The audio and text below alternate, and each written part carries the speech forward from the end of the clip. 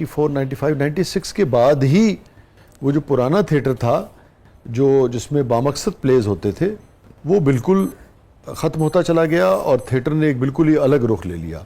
آپ لوگوں کے ہونے کے باوجود بھی اس کو کیسے دیکھتے ہیں آپ؟ جب میں انٹر ہوا تھا تو ہمارے بڑے صوفی نثار صاحب، شعیب ہاشمی صاحب، نعیم طاہر صاحب، نذیر جاگم صاحب، بابا اسٹیج اور اس قسم کے بہت سے بڑے، عطر خان جیدی صاحب، خالبہ ڈار صاحب، جمیل بسمی صاحب، بہت یونیک لوگ تھے اور بڑا صاف ستھرا. میں کہتا ہوں جی یونیک، یعنی کہ یقین کریں شاہ جی، جب ڈرامہ ختم ہوتا رات کو تو اداس ہو جاتے تھے.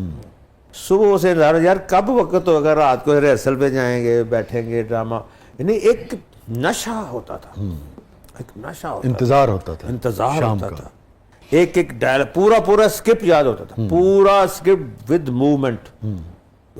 ساتھ تھے بھی سخت، اقبال افندی صاحب اللہ بخشے، افتخار حیدر صاحب، پھر سہیل صاحب آ گئے. وہ تو انہوں نے تو کمال ہی کر دیا، انہوں نے تو ایسا تھیٹر کو رنگ لگا دیا. وہ پھر یہ جب ڈانس شروع ہوا نا شاہ جی، کون سا ایسا موڑ تھا، کون سا ڈرامہ تھا، کون سا سال تھا، کس کی انٹری تھی، کس کا جانا تھا، جس کی وجہ سے آپ سمجھتے ہیں کہ تھیٹر آج اس حال کو پہنچا ہے اور وہ تھیٹر بالکل ختم ہو گیا؟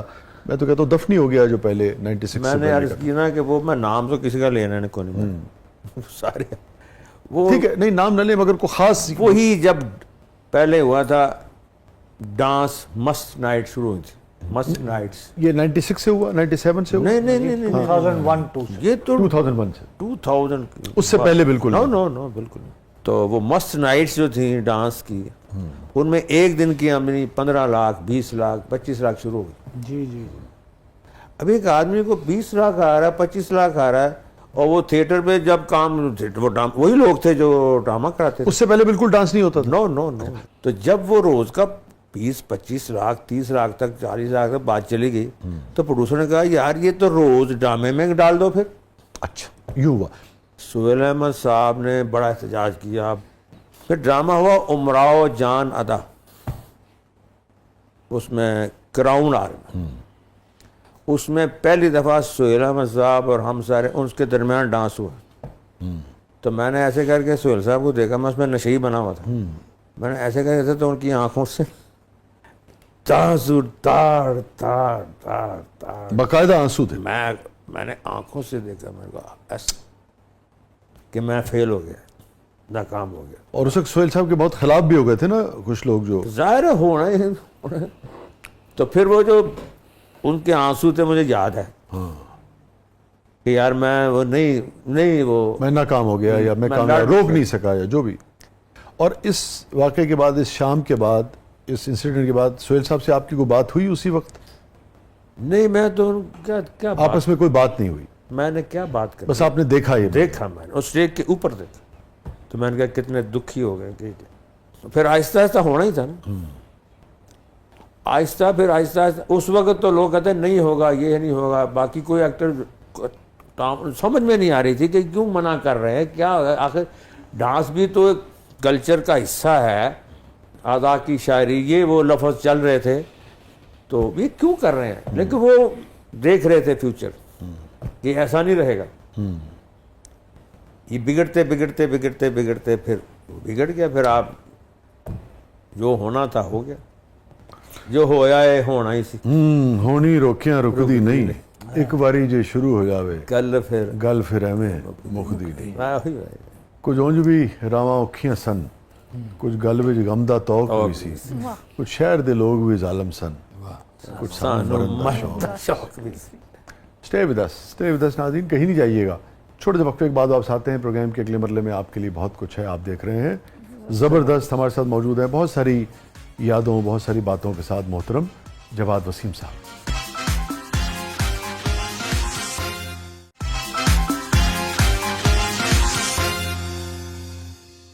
ویلکم بیک ناظرین. زبردست میں ایک بار پھر خوش آمدید. اور رضا صاحبہ کیا ہے پروگرام کے اس مرحلے میں؟ سر اب ہمارا سیگمنٹ ہے زبردست پبلک سب جانتی ہے، تو آئیے دیکھتے ہیں پبلک آپ سے کیا جاننا چاہتی ہے. جی جواد.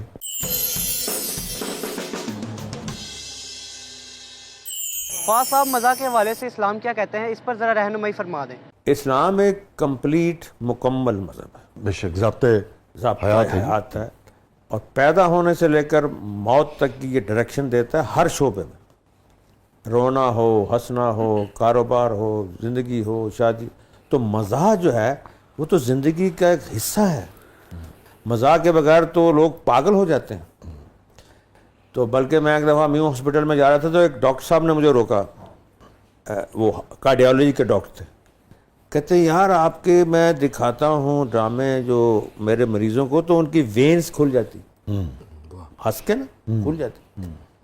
تو ہمارے نبی کریم صلی اللہ علیہ وسلم نے مزاح خود بھی فرمایا اور نستعلیق مزاح، اور آپ بلکہ صحابہ کو ہنستا دیکھ کے آپ مسکراتے، آپ خود کہا نہیں فرماتے، تبسم فرماتے تھے۔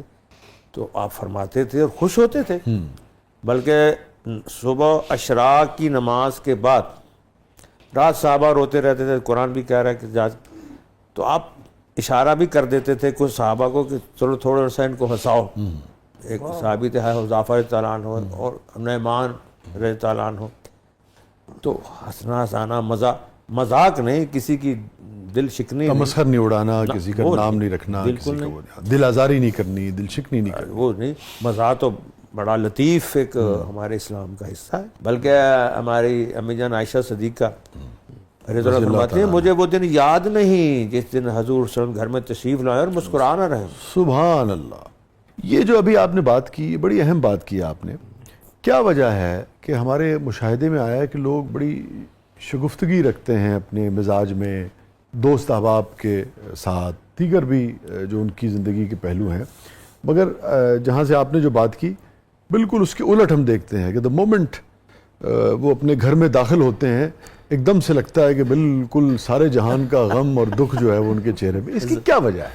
اس کی دونوں وجہ، ایک تو جو ہماری بہنیں ہوتی ہیں وہ سر بن نہیں ہے نا، ساڈا پیو آؤں جی کنی دیر رہ گئی ہے، یہ 10 منٹ لیا میرا دوپٹہ، وہی بہ جاتی ہیں نا، تو وہ بھی اگوں تھکے ہوئے سرکار آ جاندے ہیں۔ حالانکہ دونوں طرف سے ہونا چاہیے۔ ہاں پھر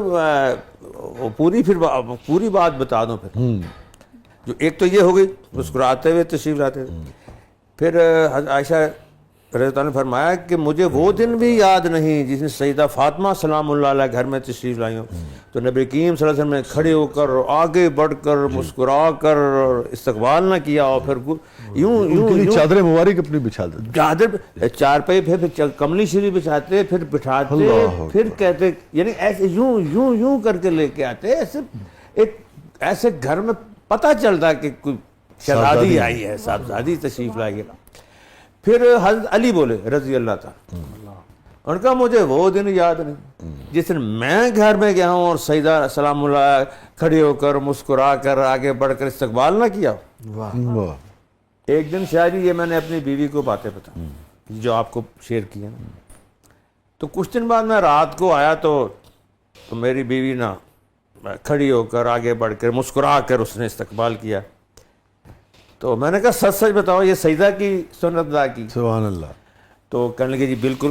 تو ایسی وہ طرز زندگی ہمیں دے کر گئے ہیں وہ گھرانہ، میں کہا کرتا ہوں کہ تربیت دینے والے محمد مصطفیٰ ہوں صلی اللہ علیہ وسلم، تربیت لینے والی زہرا ہوں، تو پھر میدان